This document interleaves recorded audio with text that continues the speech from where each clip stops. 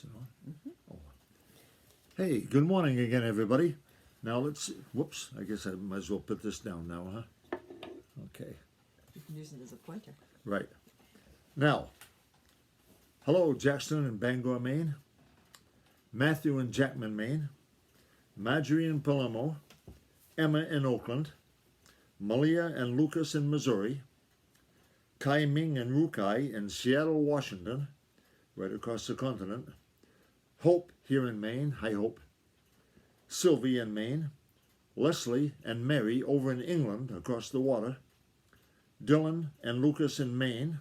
The two Lucases, one in Maine, one in Missouri. And Ezzy and Indy in Tulsa, Oklahoma. Hi, Ezzy and Indy. And who? Your son. Oh, and Bert. Bert, if you're watching, you see this, hi. Okay, now, let's see, folks. Chapter 14. 3 Vain and Foolish Wishes. There's nothing so foolishly silly and vain as to wish for a thing you can never attain. That's from old Granny Fox. We all know that, yet most of us are just foolish enough to make such a wish now and then. I guess you have done it. I know I have. Peter Rabbit has done it often, and then laughed at himself afterward. I suspect that even shrewd, clever old Granny Fox has been guilty of it more than once. So it's not surprising that Reddy Fox, terribly hungry as he was, should do a little foolish wishing.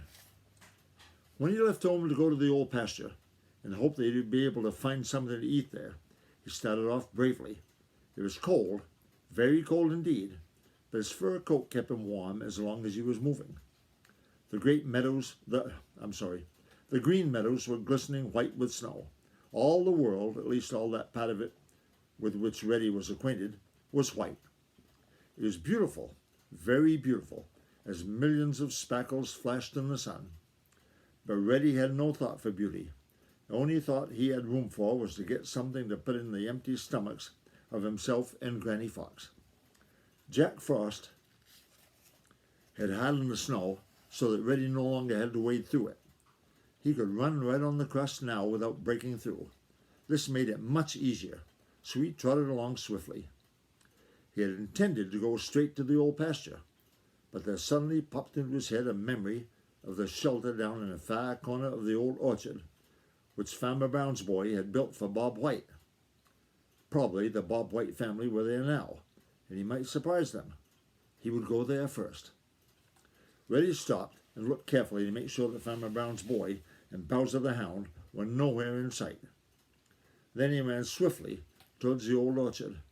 Just as he entered it, he heard a merry voice just over his head.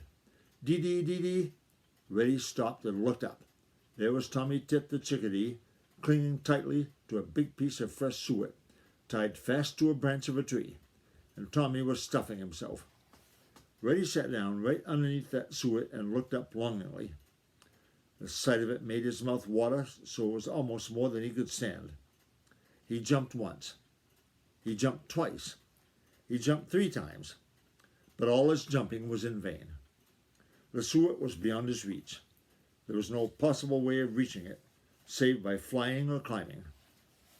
Reddy's tongue hung out of his mouth with longing. I wish I could climb, said Reddy.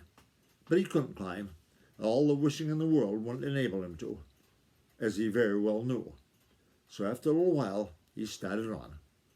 As he drew near the far corner of the old orchard, he saw Bob White and Mrs. Bob and all the young Bobs picking up grain, which Farmer Brown's boy had scattered for them just in front of the shelter he had built for them. Reddy crouched down.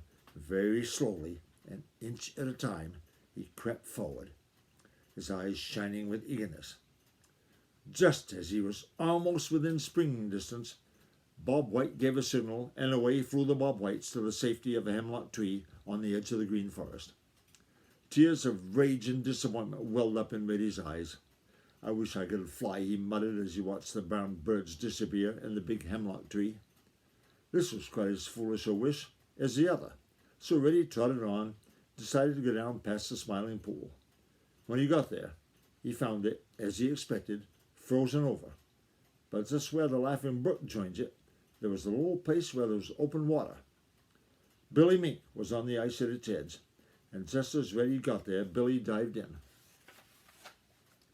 A minute later, he climbed out with a fish in his mouth. "Give me a bite," begged Reddy. "Catch your own fish," retorted Billy Mink. "I have to work hard enough for what I get as it is." Reddy was afraid to go out on the ice where Billy was, so he sat and watched him eat that fine fish. Then Billy dived into the water again and disappeared. Reddy waited a long time, but Billy did not return. "I wish I could dive," gulped Reddy, thinking of the fine fish somewhere under the ice.